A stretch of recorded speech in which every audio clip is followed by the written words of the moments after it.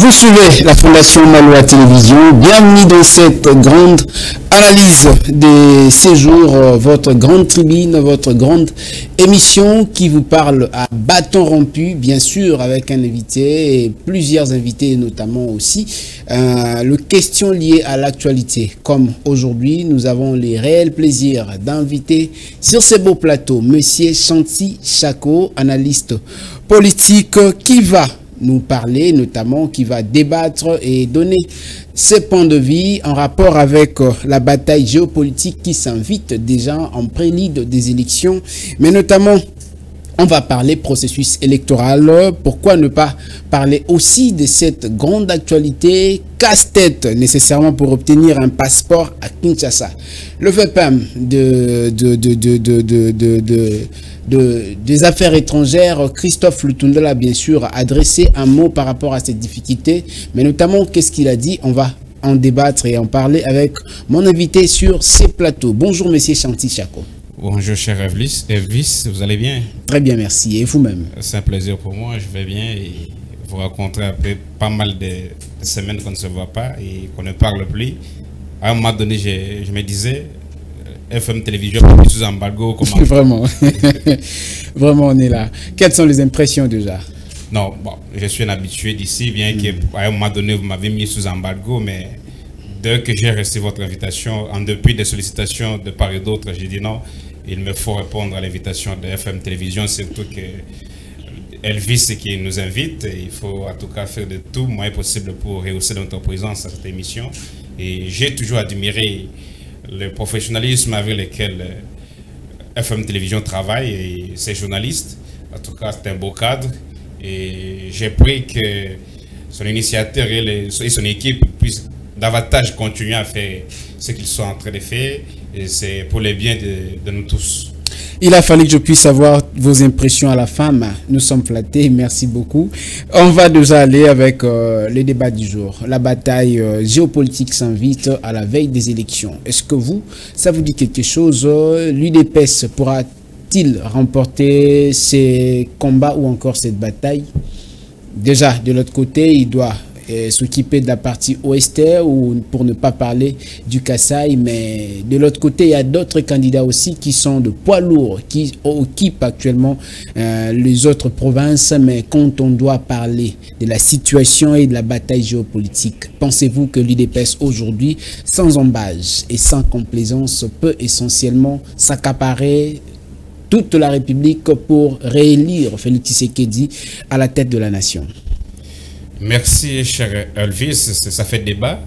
La question géopolitique est surgie et refait surface. En fait, le fonctionnement de nos partis politiques, il y a un problème. Il y a à boire et à manger. Nos partis politiques sont pareils à l'opposition, tout comme à la majorité. Et peut-être on en parlera. On va glisser un mot sur le fonctionnement des partis politiques. Je suis en train de, comme chercheur et puis animateur au sein d'une université de la place, et je suis en train de réfléchir sur la possibilité de pouvoir mettre à la disposition du peuple congolais et surtout du monde scientifique de nos réflexions sur le fonctionnement de nos partis politiques, la démocratie telle que vécue au sein des partis politiques et telle que véhiculée par ces partis politiques. Est-ce que ces partis politiques sont réellement démocrates ou ils veulent être démocrates une fois accédés au pouvoir pour gérer la République? Mais c'est ça le paradoxe. Vous voulez gérer la République avec autant de démocratie, mais au niveau interne, la démocratie n'y est pas. Ça pose un problème. La loi sur le fonctionnement des partis politiques dispose que le parti politique est national. Ce n'est pas un parti politique régional. Mais fort malheureusement, dans beaucoup de cas, au niveau de notre pays, les partis politiques sont d'obédience régionale, sont identifiés par les personnes. Vous allez voir, non, l'IDPS, qu'on ne se voile pas la face. Quand on parle de l'IDPS, on voit l'Ouest, on voit les Kasaï. Et c'est ça le problème. Et si nous partons avec cette considération, mais il serait mal parti. Il est mal parti puisque géopolitiquement parlant, même s'il prenait l'électorat du Kasaï, il ne sera pas élu président. Voilà pourquoi le fonctionnement des partis politiques relève que le parti politique est national. Donc il faut tenir compte de de l'ensemble du territoire national. Fort malheureusement, l'IDPS a un problème sérieux. En partant de cette situation, identifié comme un parti politique régional. En partant de cette situation que vous évoquez, croyez-vous et êtes-vous convaincu que l'IDPS ne pourra pas, même pas remporter les élections au niveau du Kasaï dans la partie ouest de la République? Vous savez, c'est ce que vous voulez insinuer dans votre discours. Nous sommes en démocratie, même dans ce qu'on considère comme domaine privé, comme disait quelqu'un, comme champ naturel de l'UDPS. Vous allez voir, peut-être dans quelques semaines, puisque les élections c'est pour bientôt, l'UDPS ne fera pas carton plein au Kasaï. Qu'est-ce que vous attendez par carton plein? Si au Kasaï ne fait pas carton plein pour son candidat, mais qu'est-ce dit des autres et quoi de la République? C'est qu'en réalité, l'IDPS a droit, pas seulement l'IDPS, je ne vais pas m'appesantir sur un parti politique.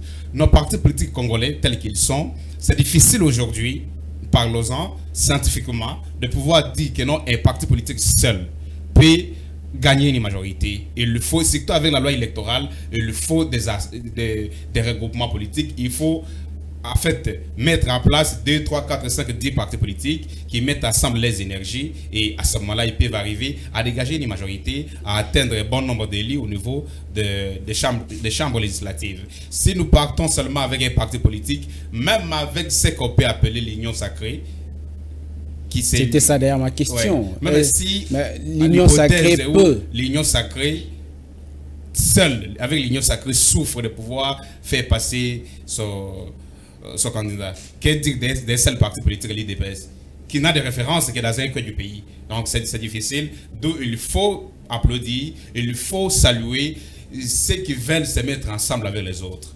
Vous savez, ceux qui veulent comme l'union sacrée, bien sûr.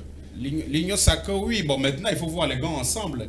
Quand vous vous mettez ensemble avec qui sont qui composent cet ensemble, c'est ça aussi le nœud de problème. Vous avez dit saluer ceux qui sont ensemble. Ils ont pris l'option de pouvoir ne pas regarder leurs divergences, regarder sur un seul schéma, sur l'avenir du Congo, et se sont mis ensemble, ont créé l'union sacrée. Vous saluez au moins cette démarche? Non, lorsque les Congolais se mettent ensemble, moi je suis partisan de ceux qui militent pour l'unité. Je ne suis pas en train de militer pour que les gens se divisent. Même lorsque l'union sacrée est mise en place, et au sein de l'union sacrée, il y a pas mal de partis politiques. C'est une bonne chose, mais le paradoxe congolais est que ceux qui composent une certaine majorité ou une certaine unité politique, vous voyez, leur vision semble beaucoup plus différente. Mais peut-être au nom de l'intérêt X ou Y, ils sont ensemble. Vous allez trouver, et chez nous, les idéologies, les partis politiques sont comme ça. Un parti politique démocrate qui fait des alliances avec les libéraux, et les libéraux sont ensemble avec les unitaristes sont ensemble avec les fédéralistes, et on ne sait pas. Et ailleurs aussi, vous allez voir c'est un plateau de télévision, quelqu'un qui prend l'idéologie social-démocratie, comme les PPRD et les partis que vous avez cités au début de cette émission, l'IDPS pour ne pas les citer, sont en train de s'opposer, mais idéologiquement par là, ils ont la même idéologie. Mais pourquoi ils se divisent? C'est ça le nœud de problème chez nous. Donc, être ensemble, ce n'est pas un problème, mais être ensemble pour combien de temps? C'est ça le grand problème aussi. Et pour vous, le problème, c'est le temps où c'est la convergence des idéologies, mais notamment qui ne peut pas créer au sein de cette alliance des divergences d'opinion ou d'appartenance à des groupements politiques. Le vrai problème serait quoi, selon vous? Le vrai problème serait, on met ensemble des regroupements politiques pour une simple raison d'acquérir le pouvoir, par exemple. C'est bien beau, comme politologue, je suis en train de saluer cette façon de voir les choses. Mais cet ensemble que nous sommes en train de solliciter aujourd'hui, que les gens se mettent ensemble. Mais une fois que vous êtes ensemble, vous avez gagné le pouvoir. Après-demain, on va continuer avec la transhumance politique, surtout que lorsqu'on a échoué. Puisqu'en réalité, la politique, lorsque vous êtes élu ou lorsque vous postulez, ce n'est pas que vous allez avoir la majorité ipso facto, non. Vous pouvez aller, c'est aux électeurs de pouvoir décider. S'il vous faut confiance, vous serez élu. S'il ne vous faut pas confiance, vous ne serez pas élu. Mais vous pouvez peut-être être élu, mais votre regroupement politique peut avoir un nombre si réduit de députés, mais pourvu que vous ayez possibilité de pouvoir faire passer vos propositions au sein des chambres législatives. Mais lorsque vous êtes élu ou lorsque vous n'êtes pas élu, cela ne donne pas peut-être raison à certains frères africains qui pensent que non, la politique congolaise telle qu'elle est, elle est basée sur la transhumance politique, ce que j'ai payé. Les autres qualifient de la prostitution politique. Puisqu'on n'a pas gagné la majorité, qu'on est à l'opposition, on ne peut pas faire l'opposition éternellement. Il faut vite traverser, et quand on traverse, on se dit non, c'est pour le bien commun, mais il fallait peut-être ce bien commun là choisir les cas bien avant les élections. On est bien sûr que c'est aussi un bénéfice pour nous puisqu'on a un connaisseur en matière de la politique. Quand vous parlez de la transhumance et de la prostitution politique, et j'aimerais savoir de la même manière que les téléspectateurs, oui. Comment définissez-vous les concepts? Séparez-vous ça ou vous avez justement évoqué le cas dans la perception qui est la même? La transhumance politique, oui, je sais, je vous vois venir puisque vous voulez parler de mon ancienne formation politique. Il y a une nette différence à faire, il y a un distinguo à établir lorsque nous parlons de la transhumance politique. Il ne faut pas insinuer dans mes pensées, c'est peut-être que la question qui aurait dû suivre après. Mais répondez d'abord à la question, quelle différence y a-t-il? Lorsque nous parlons de la transhumance politique, il y a en réalité la transhumance politique, la prostitution politique, c'est le jeu de mots. C'est le jeu de mots. La prostitution politique et la transhumance politique. C'est le jeu de mots. En quoi ça se divise? En réalité, je parle de jeu de mots. Je voudrais dire de la même chose, mais nous pouvons le dire à mettre possibilités, différentes manières de le dire. C'est comme ça, la prostitution politique. Vous allez voir des acteurs politiques congolais qui ont été avec Mobutu. Ils ont défendu la philosophie de Mobutu. Mobutu était un dieu. Ils se sont eux qui ont fait de lui le dictateur. Mobutu est parti. Était arrivé le moment de Laurent Désiré Kabila. Laurent Désiré Kabila arrive et ils ont travaillé avec lui pour quelques temps ou n'ont pas travaillé avec lui. Joseph Kabila arrive, ils ont eu le temps de travailler avec lui. Toujours la même vision. Et je ne parlerai pas ici de Kabila, de Tony Onanuti. Kabila Désiré et le fut ministre de l'information de Mobutu. Dépassé ce moment-là, Laurent Désiré Tshisekedi arrive aujourd'hui au pouvoir. Ils sont avec lui. Toujours de génération en génération et ils peuvent changer de moi à tout moment. Mais cette question... Et pour ne pas arriver là, même tout au cours de la législature actuelle, par exemple, le mandat de Félix Tshisekedi, nous connaissons déjà qui ont été la liste des regroupements tels et qui sont aujourd'hui avec Tshisekedi. Ça c'est de la transhumance politique. À un moment donné, il faut vivre tel que les choses se présentent. Vous avez défendu les opinions de telle famille politique. La famille politique a perdu, peut-être la majorité hier, et aujourd'hui il faut accepter le pouvoir. Puisqu'on peut servir la République tout en étant à l'opposition ou tout en étant à la majorité. C'est comme ça que j'ai toujours rachéri Laurent Gbagbo lorsqu'il dit, quand nous disons que la classe politique a échoué, il ne s'agit pas uniquement des animateurs des institutions du pays actuellement, non. Et même la classe politique, dans cette classe politique, il y a également l'opposition. C'est comme ça, moi comme acteur politique de la société, lorsqu'il y a quelque chose qu'il faut analyser, j'analyse avec des lunettes scientifiques et non à terme d'appartenance de X ou Y. Est-ce que cette transhumance ou encore cette prostitution a comme sous-bassement la poursuite des intérêts particuliers ou la reconquête de l'intérêt général? En tout cas, dans beaucoup de cas, l'intérêt particulier passe devant. Vous avez quitté le MDVC, vous êtes aujourd'hui dans une structure politique que vous allez notamment nous informer. C'est quoi son nom et est-ce que vous définissez vous-même votre positionnement et votre démarche, c'est qu'elle était avant et là où vous êtes aujourd'hui, comme une transhumance ou comme une prostitution politique? Je voudrais vous dire, cher Elvis, j'ai eu le temps de le dire la semaine passée, puisque depuis un moment, j'avais pris congé des médias, mais je dois en tout cas préciser les choses.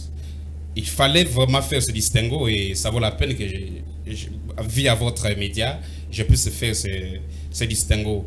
La transhumance politique et le fait de quitter une information politique pour des raisons évidentes. Vous avez dit c'est un jeu de mots, il n'y a pas la nette différence par rapport à ça. J'ai parlé de la transhumance politique et la prostitution et j'ai parlé maintenant de, pas prostitution politique, et je parle maintenant de la démission volontaire.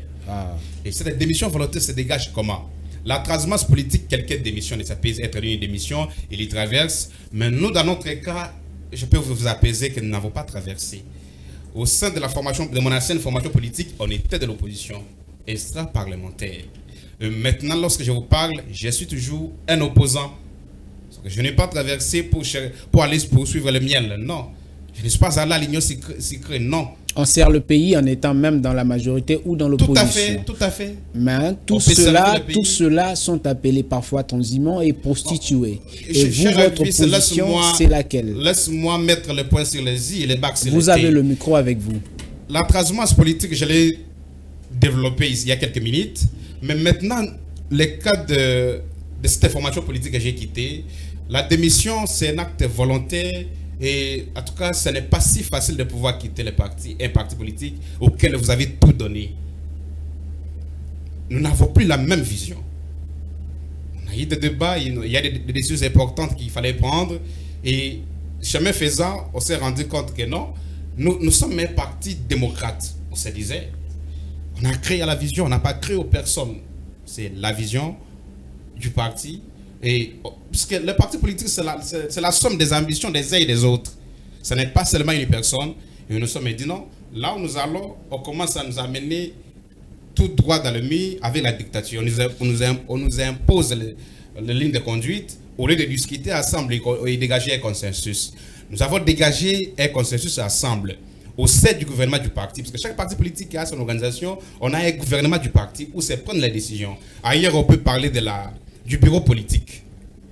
Le bureau politique où le gouvernement du parti décide de pouvoir rejeter une proposition d'un animateur du parti. Un animateur, oui, c'était pas un caucus de ça membres. peut être un secrétaire général, ça peut être un président national. Mais lorsque les grands groupes décident, c'est délibéré à conseil des ministres du gouvernement du parti. Les autres ne veulent pas ça, ils appellent ça ambiguïté. Lorsque le gouvernement du parti rejette une proposition qui vient d'en-haut, ça devient ambiguïté. Et on s'est rendu compte que non, persévérer dans cette ligne, c'est continuer dans la dictature. Et avant même de démissionner, nous avons eu à échanger pendant 2, 3 jours, 4 jours. Imaginez, à la veille de la clôture des dépôts de candidature, le parti nous informe que nous devons suspendre notre participation au regroupement. Nous disons pour des raisons évidentes, nous ne pouvons pas démissionner ou nous ne pouvons pas suspendre notre participation au regroupement. J'étais à l'époque, j'avais la chance d'être délégué du parti au regroupement, à la commission technique, dans tout ce qui se faisait. Et je dis, pour quelle raison? Non, on ne nous considère pas. Nous avons démontré noir sur blanc tout au conseil du ministre du gouvernement du parti que non, on nous considère, il y a telle chose, telle chose. Nous n'avons pas le regroupement en question, elle n'avait pas à tel essai, selon la CENI. Nous, on travaille dans la commission pour saisir la Cour constitutionnelle afin de revenir dans nos droits.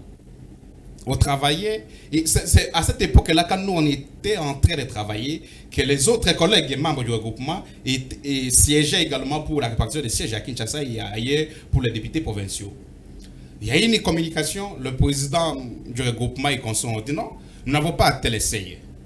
Qu'est-ce qu'il nous faut maintenant?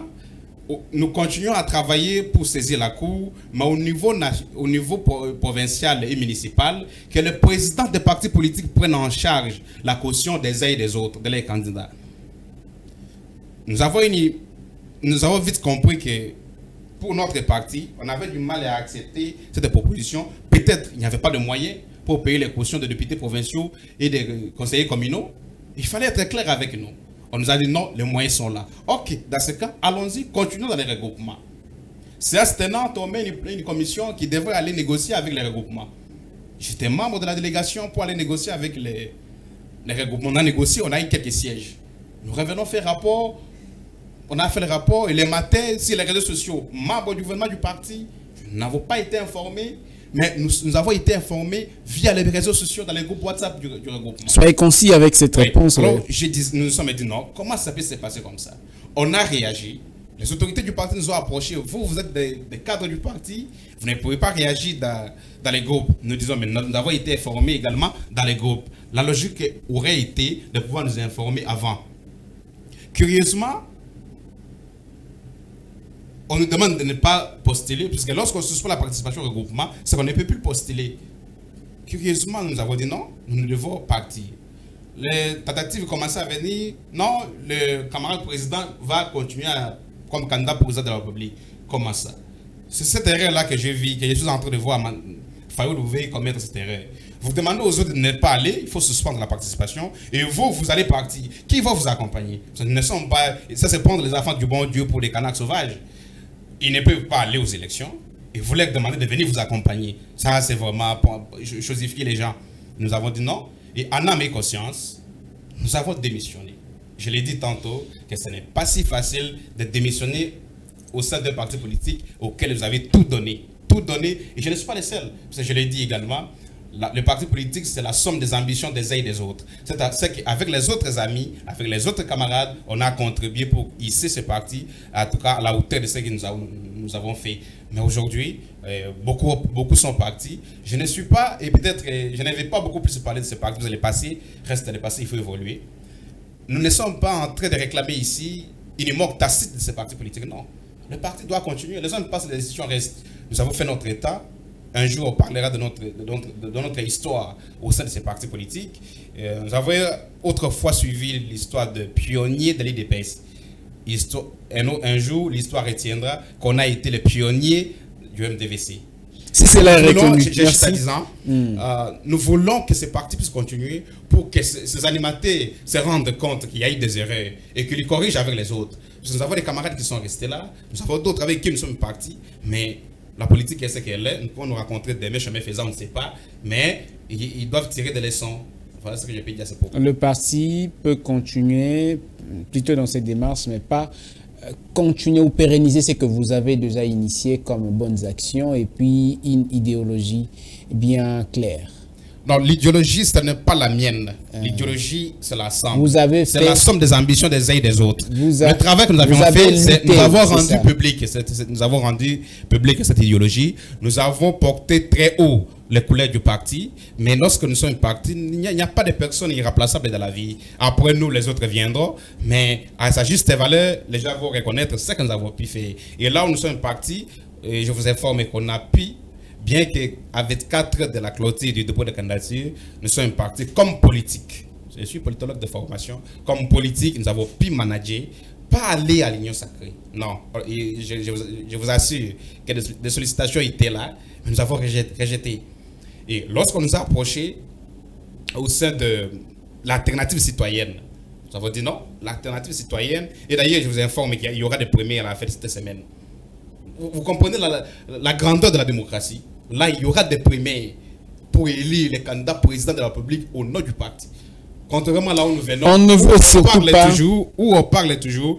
Vous savez, nous sommes en train de nous méfier des gens qui, pour passer une communication du parti, on vous dit non, le parti tel est son président national.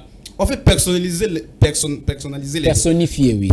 les gens et on veut identifier les partis par rapport à une personne. Non, il faut dépasser ces stades. Il faut en tout cas incorporer la démocratie que nous sommes en train de véhiculer. Le parti peut s'appeler démocratie ou démocrate, mon frère, mais à l'intérieur de ces formations politiques, c'est de la dictature. Et des fois, on gère les partis politiques comme des biens familiales, des patrimoines familiales. Les hommes passent, les institutions restent, vous devez aussi souffrir puisque c'est une logique que vous étiez dans le parti et vous devez quand même laisser aussi la chance à ceux-là qui doivent continuer avec la même vision. Mais il y a une question qui taraude plus d'un des Congolais, c'est la campagne électorale. Ouais.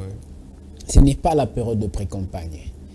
Et ce n'est même pas aussi une période annoncée pour la CENI de pouvoir permettre aux candidats d'aller vers le base et de communier dans le sens de pouvoir promouvoir leur image et faire connaître leur numéro de candidature. Vous, en tant que, à la fois citoyen, mais notamment aussi politique, un aspirant à cette vie, ça vous dit quoi? Que la CENI ne puisse pas déjà donner l'aval et l'ego de pouvoir déclarer la campagne et la bataille et que les gens, les candidats se disent déjà être prêts et s'annoncent comme étant des candidats avec leur numéro pour ouvrir une bataille, le ring qu'on ne peut pas comprendre. Est-ce que c'est un chevauchement? Est-ce que c'est une façon de faire autrement les choses qui est prévue par la loi? Est-ce que c'est la désobéissance ou est-ce que c'est une désorganisation déjà à la veille du scrutin? Cher Elvis, c'est une désorganisation. J'ai posé beaucoup de SK, c'est à vous de choisir. Si vous voulez répondre à quoi? C'est une désorganisation voulue. Une désorganisation voulue par les animateurs du pays. La campagne électorale a bien commencé. Et vous faites partie? Non. Vous aussi? Je ne suis pas animateur du pays. Les institutions, les pouvoirs, la majorité mais actuelle. les candidats qui se déclarent, et notamment qui vont vers les électeurs, sont aussi du côté de l'opposition. Non, dire que je suis candidat, ce n'est pas un problème. Et mais dire aux gens que vous êtes candidat numéro 13, non, ça devient un problème. Mais vous en faites aussi un problème. Je vous informe que pour les députés provinciaux, les numéros ne sont pas encore sortis. Même la liste provisoire n'a pas encore été à la députation publiée. Provinciale. Oui. Même la liste provisoire, non. Qu'est-ce dire de la liste définitive et quand on aura le numéro? Allez-y, avec votre je ne peux pas, en tout cas, oui. attaquer légaliste et quelqu'un qui respecte la loi de mon pays. Je ne peux pas me donner à la campagne électorale maintenant. Votre point. Mais je disais, la désorganisation voulue a été déjà opérationnelle. Pourquoi?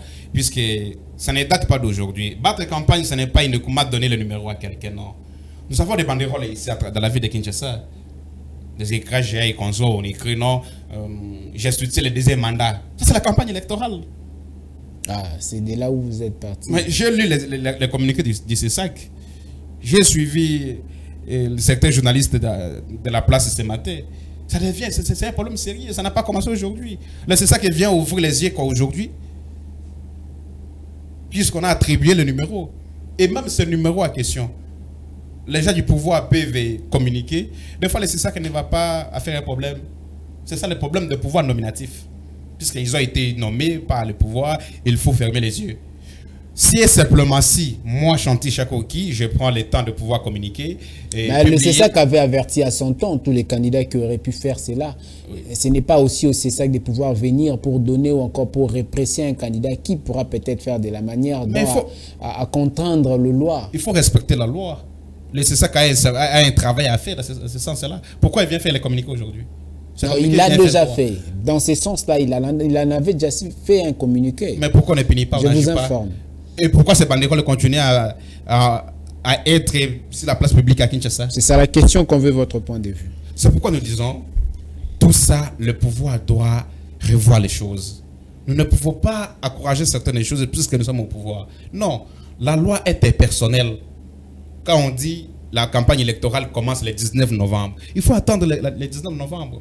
Et pour arriver à changer la mentalité congolaise, il faut y arriver. Parce que même ceux qui arrivent aujourd'hui, ceux qui sont au pouvoir aujourd'hui étaient à l'opposition hier. Ils ont critiqué le pouvoir passé, le régime d'hier. Mais ils suivent le même pas. C'est ça le problème. Donc pour changer la mentalité congolaise, il faut des actions.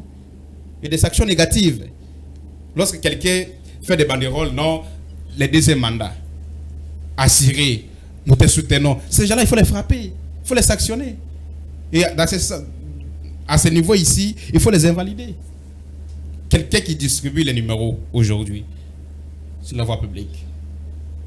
Quelqu'un qui organise des activités avec les partis politiques, d'aller siège ou ailleurs, ce n'est pas interdit. Et même là, pas distribuer les numéros. Lorsqu'on recense pas mal beaucoup de cas pareils, il faut les sanctionner. Quand on va sanctionner les gens, ça donnera des leçons aux autres. Ça donnera des leçons aux autres, c'est ça. Mais pas à ce moment-là profiter pour cibler uniquement l'opposition. Lorsqu'on va voir 5 personnes de l'opposition, on distribue des numéros, on va vite sauter sur l'occasion et commencer à punir. Et on tourne les dos à ce que le régime fait matin, midi et soir. Vous vous mettez toujours dans les rangs d'être pleurnichard et puis comme étant des cibles. Peut-être que vous n'y êtes pas. Les opposants, bien sûr. Non, puisqu'on sait comment les choses fonctionnent chez nous. Qu'est-ce qui est alarmant, ces points de vue et puis cette attitude? Mon frère, on connaît les joueurs et les jeux. Nous sommes de la société congolaise. Nous vivons à Kinshasa. Et nul besoin de pouvoir démontrer avec beaucoup plus d'arguments. Mais observez simplement Kinshasa. Même les banderoles. Il y a combien de banderoles à Kinshasa? Pour les opposés, il y en a combien? Nous pouvons enregistrer 100. Mais peut-être pour le pouvoir, c'est 98. Qui vous empêche? Je ne pense pas qu'il y a quelqu'un qui vous a dit de ne pas mettre ou encore de ne pas aussi avoir le moyen de faire tout de même comme les moyens peuvent être là, mais nous ne pouvons pas commettre les mêmes erreurs. peut-être Parce que vous êtes respectueux de la loi. Notre respect à la loi, notre sens des responsabilités nous oblige de ne pas faire comme eux. C'est votre point de vue, on vous concède ce droit et ce sont vos propos qui n'engagent que M. Chanty Chako. Merci beaucoup, mais il y a aussi un autre problème. Un pays parfois, d'autre part, il y a la qualité de la carte déjà décriée, mais notamment fustigée par un bon nombre des Congolais, je dirais même la majorité, puisque le numéro sur la carte et le nom, les écritures ne sont pas lisibles. Mais de l'autre côté, il y a le service qui devait délivrer la carte, notamment d'identité, depuis que le président de la République a pu avoir un exemplaire. Jusqu'à aujourd'hui, la carte n'est pas encore imprimée. Il y a cette question qui est encore une problématique, c'est celle plutôt du passeport biométrique des citoyens congolais. Jusqu'à présent, il y a un problème, c'est casse-tête qui notamment perturbe même l'appréhension des Congolais pour ne pas comprendre comment est-ce que quand il faut avoir un passeport, il faut notamment créer de méandres et c'est de se livrer à un problème, à un combat pour nécessairement obtenir un passeport. Peut-être quelque chose qui ne s'est fait que ici au Congo. Pourquoi jusqu'ici il peut y avoir ces problèmes? En réalité, cher Elvis, ce sont des mots qui rongent notre pays. Nos cartes d'électeurs que nous avons, c'est la qualité la moins bonne qu'on puisse avoir depuis 2006. Les cartes délivrées par l'abbé Malou Malou, président de la CENI de l'époque, paix à son âme, Daniel Ngoy Mulunda à son époque, et puis Corneille Nanga. Les cartes valaient la peine, c'est passable, d'être appelé c'est une de la carte. bonne qualité. Mais les cartes délivrées par la CENI Kadima, je ne sais pas, c'est peut-être lorsqu'une CENI est mise en place de manière tragique et de manière non consensuelle, ça produit comme peut-être ça aussi. Parce que lorsqu'il y a le consensus, il y a lieu même au sein de cette centrale électorale que les uns et les autres trouvent solution, faisons ceci, faisons cela. Mais lorsque cette CENI a été mise en place, je ne vais pas revenir à ça parce que la centrale électorale travaille déjà. Mais il y a un problème sérieux. C'est de la mauvaise qualité, nos cartes d'électeurs. Mais ce n'est pas parce que les autres cartes de ses prédécesseurs de Denis Kadima tenaient lieu d'être une carte d'identité et celle-ci n'est qu'une carte pour l'élection. Mon frère, ça c'est un argument qui ne tient pas debout. Je vais vous démontrer noir sur blanc. Les cartes délivrées par la CENI Kadima, c'est également des cartes tenant lieu des cartes d'identité. Au jour d'aujourd'hui, pour aller retirer l'argent à la banque et faire n'importe quelle démarche que vous allez entreprendre, il lui faut avoir ces cartes d'électeurs. Même pour aller acquérir les passeports, il faut avoir ces cartes d'électeurs que vous êtes en train de prendre le mot du président de la CENI en disant que ces cartes ne vont pas servir ou ne vont pas faire valoir des cartes d'identité provisoires. Non, ce sont des cartes d'identité provisoires. Puisque jusqu'à la preuve du contraire, on n'a pas de cartes d'identité. Dans un pays où il n'y a que le président de la République et son épouse qui ont des cartes d'identité, nous pouvons tolérer que peut-être 2 jours, 3 jours avant le lancement, mais ça fait que des mois et des mois. Ça, c'est anormal. C'est anormal. Et ces cartes ici, on aurait dit le fait, en tout cas comme les autres CENI, les autres équipes de la centrale électorale ont eu à les faire. Faire ceci, peut-être pour diminuer les coûts, ils ont eu à justifier, ça ne tient pas debout. Pourquoi? Ils ont fait l'opération de... Les gens qui ont perdu des cartes où ça devient illisible, il fallait aller au niveau de communes et ailleurs pour chercher les duplicateurs. Mais j'ai eu à visiter ces endroits-là. C'était d'ailleurs la Rolmabis. La Rolmabis. Et même pour avoir ces cartes-là, les duplicateurs, il fallait faire la queue. Et combien déjà, il y a des gens qui faisaient 2 jours, 3 jours, 1 semaine pour acquérir une carte. Et ces cartes-là, même pour les avoir, il faut passer par la maladie congolaise, la corruption. Il faut corrompre un policier ou quelqu'un, un agent de la CENI pour arriver à avoir ces cartes-là. Là, c'était avant, mais ce n'est pas aujourd'hui. Mon frère, je parle de l'obtention des cartes de duplicateurs. C'est là qu'il faut faire la queue. Il faut compter des jours et des jours pour en avoir. Et il faut faire à la congolaise. C'est une maladie. La congolaise, ça veut dire? Bon, les Congolais, la corruption est si facile. On vous met quelque part. J'ai vu il y a quelques jours au niveau d'une banque de la place, les gens sont partis retirer leur argent. Mais ils souffrent sérieusement. Comme disent les Quinois, quelqu'un fait la quête depuis le matin jusqu'à 16h et ne pas avoir son argent. Et pour une fois, j'ai salué ce que ces Congolais ont fait. Ils se sont révoltés. Et qu'est-ce qu'ils ont fait? Ils se sont révoltés, ils ont commencé à casser. Je n'encourage pas de casser. Mais à un moment donné, il faut prendre ses responsabilités. Nous, en théorie des conflits, nous avons étudié les désordres mènent à l'ordre. À un moment donné, il faut savoir imposer le respect. Vous êtes allés chercher l'argent, votre argent, salaire et où qu'on sort, mais on vous fait traîner pendant toute la journée. De peur que vous ayez soulevé de propos qui amènent à l'incitation, je crois que je dois vous poser une autre question. Bien sûr, c'est concernant le passeport. C'est dans la même logique. Le passeport aujourd'hui devient une casse-tête. Comment appréhendez-vous cette attitude ou encore cette façon de faire les choses? Le nœud de problème, c'est quoi? C'est diminuer, réduire les prix de l'obtention de passeport. C'est bien beau, nous saluons. C'est très bien. 99 $. Mon frère compatriote, cher compatriote Elvis, combien de Congolais ont des passeports obtenus avec 99 $? Il faut les compter au bout des doigts. Si vous voulez réellement avoir votre passeport, il faut compter plus de 150 $ ou 200 $. Il y en a aussi ces Congolais qui ont obtenu ces passeports à ces montants, puisque les Congolais apparemment étaient internels et satisfaits. Le prix des billets d'avion, c'est là aussi était quand même un problème. Mais au moins, c'était revu à la baisse. Il y a des gens qui ont obtenu des billets à ces prix, de même que le passeport. Comment aujourd'hui vous pouvez tout mettre de côté pour ne pas aussi croire pur que simple la chose qui est le prix du passeport? L'exemple des billets d'avion que vous citez vient davantage renforcer ce que j'étais en train de dire. Allez-y d'abord avec la question du passeport. La question du passeport, 99 $. Les gens arrivent pour payer, non, l'indisponibilité. Il faut attendre, il faut faire ceci. Même lorsque vous allez trouver un monde fou. J'admire ce que le vice-premier ministre Lutundu là, il a communiqué qu'il va augmenter le nombre d'endroits où obtenir 4 peut-être à Kinshasa. Ça peut soulager tant soit peu la population congolaise. Et seul endroit pour obtenir la carte, le passeport, c'était très très difficile et les coûts de 99 $ n'étaient pas respectés. Ce sont des formalités. C'est comme par rapport, pour revenir à l'exemple que vous avez cité, les billets d'avion réduits à la baisse. C'est bien beau de pouvoir revoir à la baisse les prix d'avion. Vous avez combien d'avions? Dans un pays où quelqu'un, nous avons des amis, des connaissances, nous-mêmes, nous avons y à voyager. Pour quitter Kinshasa, là, Lubumbashi, il faut faire escale. Il faut quitter ton pays pour arriver à Nairobi. Vous quittez avec Éthiopie, vous arrivez à Nairobi, et demain, vous passez une nuit à Nairobi, et demain, vous serez à Lubumbashi. Ou de Lubumbashi, pour venir à Kinshasa, il faut passer par Nairobi, au Kenya, et atterrir à Kinshasa après. Puisqu'on n'a pas d'avion.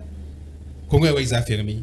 Vous n'avez pas de compagnie d'aviation, mais vous êtes en train de diminuer les coûts d'avion. C'est comme avec les bus Trasco. Si cette société de transport n'existait pas à Kinshasa, vous savez combien on allait payer pour se déplacer à Kinshasa? Mais là, peut-être il fallait saluer, mais même cette société à question. À combien d'agents aujourd'hui? Les agents, apparemment, je vois à travers les réseaux sociaux et les médias, des bus Trasco, envoyés même chez moi au Sancourt, où il n'y a pas de route asphaltée. Vous envoyez ces bus-là, ils vont circuler où? Peut-être pour des raisons de populisme, mais pour faire la campagne. Il y a le projet des 145, plutôt le développement de 145 territoires à la base.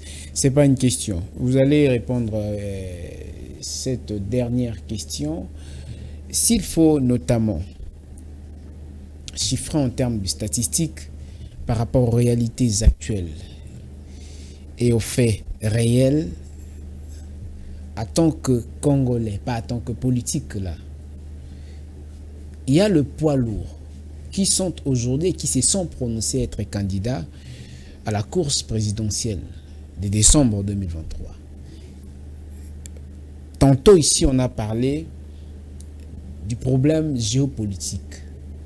Essayez un peu de pouvoir nous donner votre statistique en tant que citoyen par tant de faits actuels, qui sont ceux-là qui sont admis et qui répondent aux critères et au profil d'être d'abord élus, avec combien de pourcentage par Kinshasa, pardon, je vais aller plus rapidement avec cette situation géopolitique.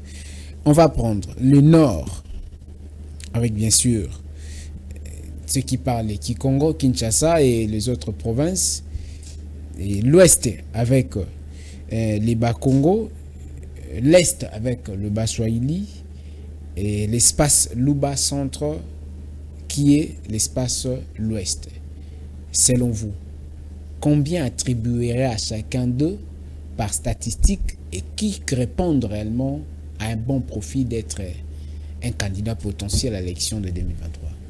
Cher Elvis, cette émission aussi a un caractère pédagogique. Notamment. Ceux qui nous suivent ont le droit de pouvoir avoir des informations ou avoir des renseignements auprès de nous. Moi, je ne réfléchis pas de cette manière. Que non, à terme de langue, à terme de ceci, à terme de l'espace linguistique, ceux qui parlent Kikongo, Piveli, tel. Non, ce n'est pas ça la démocratie. Moi, je suis en train de réfléchir ici comment quelqu'un qui n'est pas du Congo central... Loin de l'idée de nuancer un point de vue ethno, quoi que ce soit, oui. Mais sinon, c'est juste une répartition, comme le Congo est réparti en termes de langues. Donc, pour que le Congo avance, avec notre 4 langues nationales. Nous devons éviter cette façon de pouvoir... Vous ne pouvez pas exclure la raison ou encore... Je vous l'explique. Oui, la teneur de 4 langues nationales.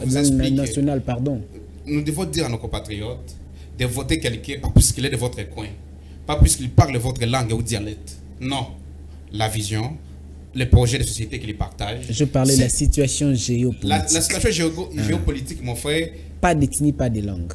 Il faut en tout cas dépasser ce stade pour que nous puissions devenir Congo et devenir une nation. Moi, Chanty Chakoki, qui suis Tétéla de naissance et Tétéla, même si mon frère, un aîné, un parent, soit candidat député président aujourd'hui, je crois que je ne le voterai pas. Sondage. Ça n'engage que moi. Sondage alors. Pourquoi je ne le voterai pas? Puisque le Sankuru a des personnalités à terme individuel. Si nous les prenons individuellement, nous avons des grands noms. Je pense mais quand vous prenez le Sankuru comme province de Sankuru, c'est une petite province. Ça ne vaut rien. Donc il faut dépasser ce stade de nord puisqu'on est à Kinshasa. Le Sankuru est dans l'est, ouest ou nord? L'ouest, oui. Mais bien sûr, on a parlé de la partie ouest. Oui. L'ouest, oui. On a parlé de la partie ouest, n'est-ce pas? Revenons, s'il faut peut-être emboîter tes pas, je l'ai dit au départ, je ne réfléchis pas de cette manière. Mais s'il faut aller pousser le bouchon très loin pour raisonner ainsi, je voudrais dire que l'ouest n'a pas un candidat qui peut... Parmi les candidats qui sont en course, puisque jusqu'alors, il n'y a que 2 qui ont déposé les dossiers au niveau de la CENI. Attendons, peut-être on pourra voir. Jusqu'au 8 octobre. Puisque quelqu'un peut se déclarer candidat, mais il faut avoir déposé à la CENI. Il faut que la CENI publie la liste provisoire. Il faut que la Cour puisse publier la liste. À l'Est, qui peut? À l'Est, il y a pas mal de candidats. Le docteur Denis Mukwege fait foi. C'est un candidat potentiel. Et c'est peut-être pour la première fois. Moi, j'applaudis déjà des candidats. Pas puisque j'étais membre de la CRN et le regroupement auquel j'appartiens actuellement. Et au nord? Ne prie pas avec la même religion avec Mukwege. Mais je dis à l'Est, non, Kivu et consort, Mukwege pèse. Au sud, au nord, en tout cas, il y a pas mal de candidats. Il faut d'abord les répertorier qui sont candidats. Merci beaucoup. Nous sommes arrivés. Répondre à cette question après la publication définitive de la Cour, lorsqu'on va attribuer les numéros au candidat président de la République à ce moment-là, parce que les alliances vont se faire même après le dépôt des candidatures. Nous allons bien sûr revenir. En attendant voir quel est votre dernier mot pour ces débats aujourd'hui. Oui, cher Elvis, ça a toujours été un plaisir pour moi de répondre à votre appel, et surtout que nous parlons nation, nous parlons république. Est-ce qu'il y a une adresse aux téléspectateurs ou à la population? Ce débat républicain nous donne l'occasion de passer un message à nos téléspectateurs, à ceux qui ont l'habitude de nous suivre en direct ou à rediffusion, de croire que maintenant, là, les politiques vont passer, vont véhiculer. Ils commencent d'ailleurs à passer à faire campagne, chose que nous sommes en train de condamner, puisque la campagne n'a pas encore commencé. Mais soyez justes. Écoutez-les, faites le nécessaire. Il ne faut pas cette fois-ci utiliser votre pouvoir que vous avez, puisque quelqu'un parle ma langue, puisque quelqu'un est de mon espace géopolitique, qu'il faut le voter. Non. Regardons l'intérêt du Congo. À ce moment-là, on peut faire quelque chose. La jeunesse, je suis en train de passer un message à la jeunesse congolaise. 15 secondes, ne soyons plus ces jeunes qui sont derrière les gens pour les applaudir. Des animateurs de partis politiques qui confisquent les ambitions des jeunes. Non, il n'est pas dit que pour être candidat, il faut être derrière le roi soleil. Non, quand vous êtes président d'un parti politique ou animateur d'un parti politique, donnez également la chance aux autres. Et les jeunes, ne soyez pas ces jeunes-là qui applaudissent, qui sont uniquement utilisés que pour mettre le feu, que pour les petits habitants là. Dépassons ces stades. Le parti politique congolais, je voudrais passer un message. Rapidement. À la majorité et au pouvoir. Essayons de cultiver la démocratie au sein de nos formations politiques. Évitons d'être des démocrates à l'extérieur et pourtant à la maison on n'est pas démocrate. C'est dangereux. C'est pourquoi on fabrique des démocrates, des dictateurs. L'IDPS a beau créer ici la démocratie, une fois à l'opposition, 37 ans à l'opposition, mais une fois au pouvoir, ces partis véhiculent le même message de la dictature. Merci beaucoup, Monsieur Chanty Sako, merci beaucoup d'être passé aujourd'hui. Et le prochain, c'est vous. Nous parlons Congo. Nous allons toujours parler Congo et pour le bien des Congolais. Restez avec nous en compagnie de la FM Télévision. Vivez 100 ans, vivez 1000 ans. Aimons d'abord le Congo, ensuite les Congo et enfin les Congo. Grande terminé. Merci.